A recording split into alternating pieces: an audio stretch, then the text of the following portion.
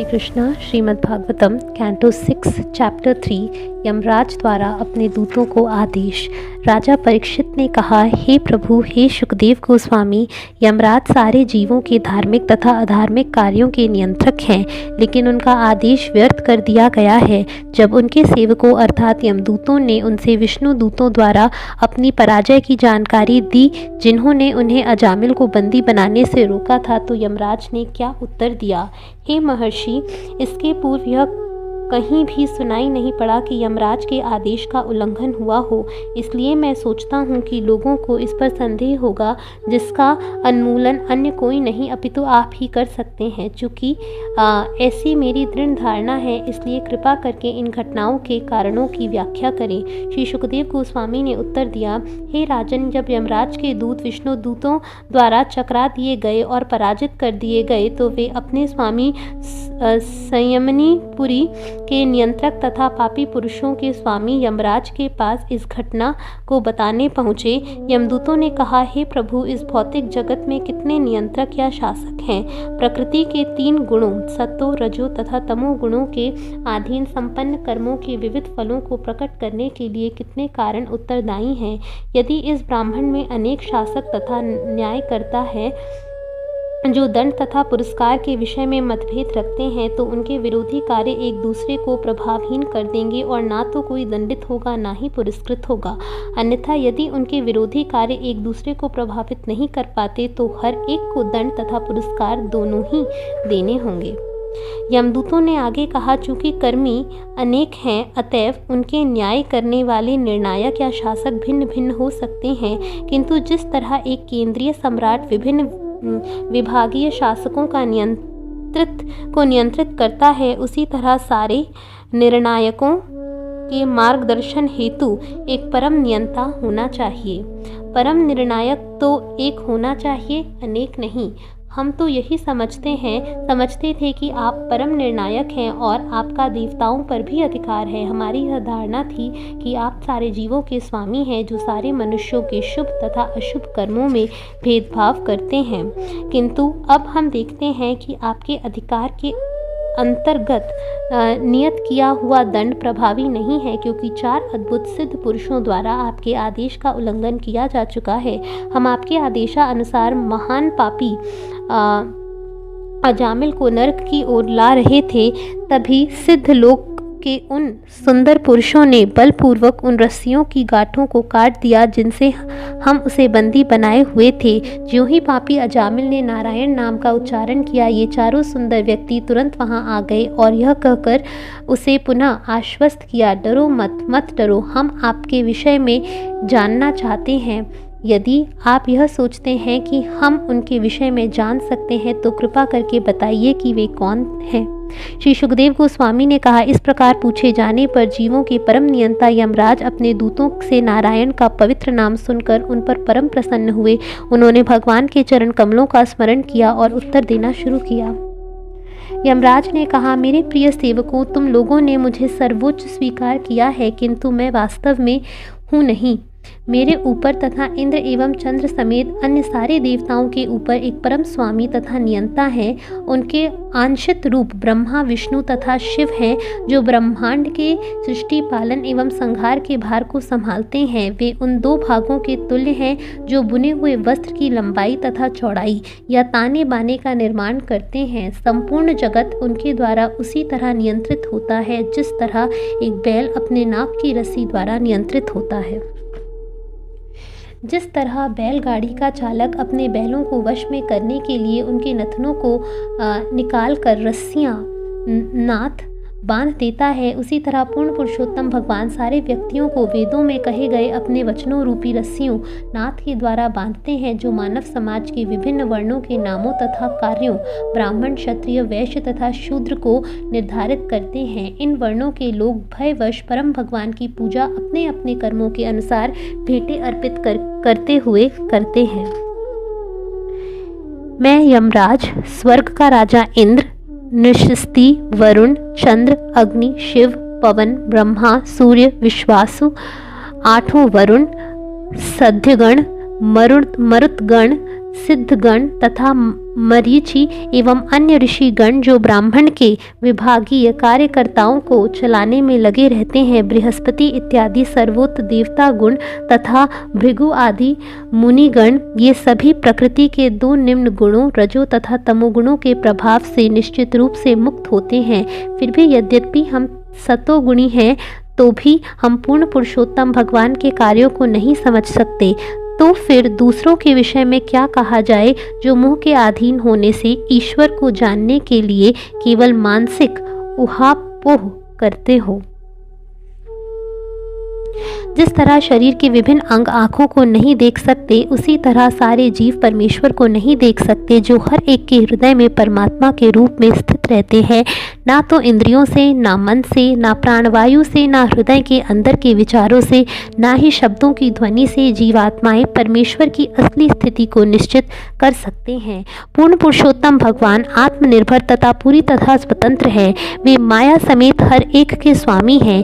वे रूप, गुण तथा स्वभाव से युक्त हैं और इसी तरह उनके आदेश पालक अर्थात वैष्णव जो अत्यंत सुंदर होते हैं, उन्हीं जैसी ही शारीरिक स्वरूप, दिव्य गुण तथा दिव्य स्वभाव से युक्त होते हैं। वे इस जगत में पूर्ण स्वतंत्रता के साथ सदैव विचरण करते हैं। भगवान विष्णु के दूत जिनकी पूजा देवता भी किया करते हैं, विष्णु जैसे ही अद्भुत शारीरिक लक्षणों से युक्त होते हैं और विल्लेही दिखाई देते हैं। ये विष्णुदूत भगवत भक्तों की रक्षा उनके शत्रुओं, ईर्ष्यालु व्यक्तियों और मेरे अधिकार क्षेत्र के साथ ही साथ प्राकृतिक उत्पातों से भी करते हैं। असली धार्मिक सिद्धांतों का निर्माण पूर्ण पुरुषोत्तम भगवान द्वारा किया जाता है। पूर्णतया सतोगुणी महान ऋषि तक भी जो सर्वोच्च लोकों में स्थान पाए हुए हैं, वे भी असली धार्मिक सिद्धांतों को सुनिश्चित नहीं कर सकते। ना ही देवतागण, ना सिद्ध लोक के नामक ही कर सकते हैं, तो असुरों, सामान्य मनुष्यों, विद्याधरों तथा चारणों की कौन कहे। ब्रह्मा जी, भगवान नारद, शिवजी, चार कुमार, भगवान कपिल, देवहूति के पुत्र, स्वयंभुव मनु, प्रहलाद महाराज, जनक महाराज, भीष्म पितामह, बलि महाराज, सुखदेव गोस्वामी तथा मैं असली धर्म के सिद्धांत को जानने वाले हैं। हे सेवकों, यह अलौकिक धार्मिक सिद्धांत जो भगवान, धर्म या परम भगवान की शरणागति तथा भगवत प्रेम कहलाता है, प्रकृति के तीनों गुणों से अकलुषित है। यह अत्यंत गोपनीय है और सामान्य मनुष्य के लिए सुरबोध है, किंतु संयोगवश यदि कोई भाग्यवान इसे समझ लेता है तो वह तुरंत मुक्त हो जाता है और इस तरह भगवत धाम लौट जाता है। भगवान के नाम के कीर्तन से प्रारंभ होने वाली भक्ति ही मानव समाज के जीव के लिए परम धार्मिक सिद्धांत है।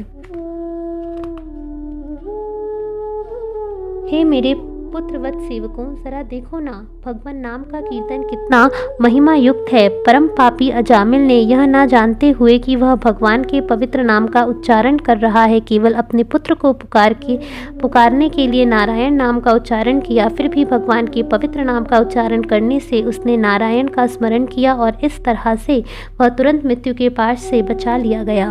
अतएव यह समझ लेना चाहिए कि मनुष्य भगवान के पवित्र नाम का और उनके गुणों तथा कार्यों का कीर्तन करने से समस्त पाप फलों से सरलता से छुटकारा पा जाता है। पाप फलों से छुटकारा पाने के लिए इसी एकमात्र विधि की सुनती की जाती है। यदि कोई अशुद्ध उच्चारण द्वारा भी भगवान के नाम का कीर्तन करता है तो उसे भव बंधन से छुटकारा मिल जाएगा, किंतु यदि वह अपराध रहित होकर कीर्तन करे, उदाहरणार्थ अजामिल अत्यंत पापी था, किंतु मरते समय उसने पवित्र नाम का उच्चारण किया और यद्यपि वह अपने पुत्र को पुकार रहा था, किंतु उसे पूर्ण मुक्ति प्राप्त हुई क्योंकि उसने नारायण के नाम का स्मरण किया था।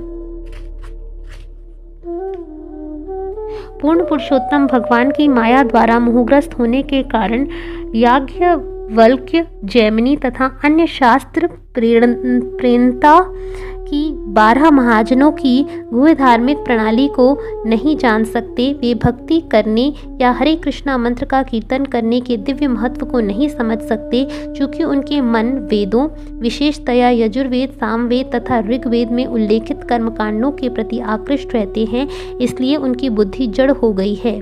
इस तरह वे अपने कर्मकांडों के लिए सामग्री एकत्र करने में व्यस्त रहते हैं जो केवल नश्वर लाभ देने वाले हैं।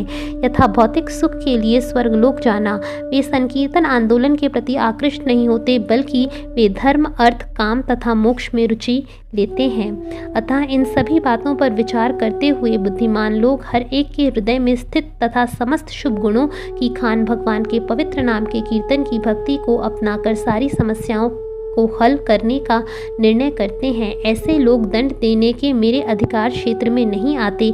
सामान्यतया वे कभी कोई पाप कर्म नहीं करते, किंतु यदि वे भूलवश या मोहवश कभी कोई पाप कर्म करते भी हैं तो वे पाप फलों से बचा लिए जाते हैं, क्योंकि वे सदैव हरे कृष्ण मंत्र का कीर्तन करते हैं। मेरे प्रिय सेवकों, ऐसे भक्तों के पास मत जाना, क्योंकि वे पूर्ण पुरुषोत्तम भगवान के चरण कमलों में पूरी तरह शरणागत हो चुके होते हैं। वे समदर्शी होते हैं और उनकी गाथाएं देवताओं तथा सिद्ध लोक के निवासियों द्वारा गाई जाती हैं। तुम लोग उनके निकट भी मत जाना, वे पूर्ण पुरुषोत्तम भगवान की गदा द्वारा सदैव रक्षित रहते हैं, इसलिए ब्रह्मा तथा मैं और काल भी उन्हें दंड देने में समर्थ नहीं है। परमहंस सम्माननीय पुरुष होते हैं जिन्हें भौतिक भोग में कोई रुचि नहीं है तथा जो भगवान के चरण कमलों का मधुपान करते हैं। मेरे सेवकों, मेरे पास ऐसे व्यक्तियों को ही दंडित किए जाने के लिए लाओ जो उस मधु के आस्वादन से विमुख हैं, जो परमहंसों की संगति नहीं करते तथा जो गृहस्थ जीवन एवं सांसारिक भोग में लिप्त हैं, क्योंकि ये नरक ले जाने वाले रास्ते हैं। हे मेरे प्यारे सेवकों, तुम लोग केवल उन्हीं पापी पुरुषों को मेरे पास लाना जिनकी जीभ कृष्ण के नाम तथा गुणों का कीर्तन नहीं करती, जिनके हृदय कृष्ण के चरण कमलों का एक बार भी स्मरण नहीं करते तथा जिनके सिर एक बार भी कृष्ण के समक्ष नहीं झुकते। मेरे पास उन लोगों को भेजना जो विष्णु के प्रति अपने उन कर्तव्यों को पूरा नहीं करते जो मानव जीवन के एकमात्र कर्तव्य हैं। ऐसे सभी मूर्खों तथा धूर्तों को मेरे पास लाना।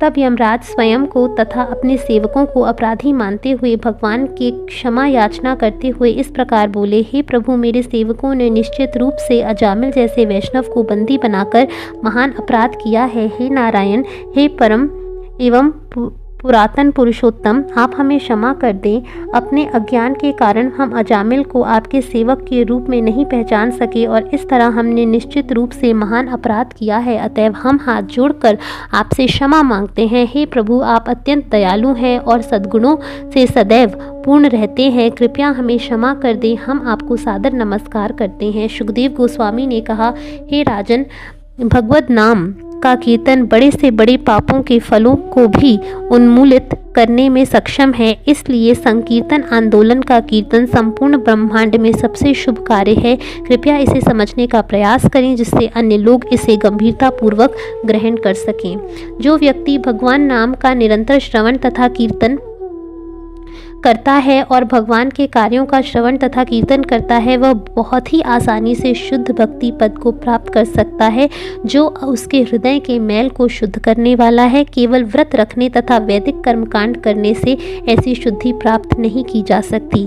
जो भक्तगण भगवान कृष्ण के चरण कमलों के मधु को जो भक्तगण सदैव चाटते रहते हैं, वे उन भौतिक कर्मों की तनिक भी चिंता नहीं करते जो प्रकृति के 3 गुणों के अधीन संपन्न किए जाते हैं और जो केवल दुखदायी होते हैं। दरअसल भौतिक कर्मों में वापस आने के लिए भक्तगण कभी भी कृष्ण के चरण कमलों को नहीं छोड़ते, किंतु अन्य लोग जो भगवान के चरण कमलों की सेवा की उपेक्षा करने तथा कामेच्छाओं से विमोहित होने से वैदिक कर्मकांडों में लिप्त रहते हैं, कभी कभी प्रायश्चित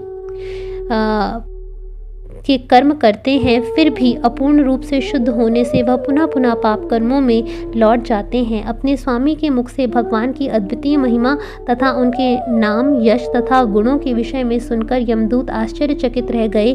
तब से जैसे ही वे किसी भक्त को देखते हैं तो वे उनसे डरते हैं और उसकी ओर फिर देखने का साहस भी नहीं करते। जब कुंभ के पुत्र अगस्त्य मुनि मलय पर्वत पर निवास कर रहे थे और पूर्ण पुरुषोत्तम भगवान की पूजा कर रहे थे, तो मैं उनके पास गया और उन्होंने मुझे यह गुह्य इतिहास बतलाया। हरे कृष्णा।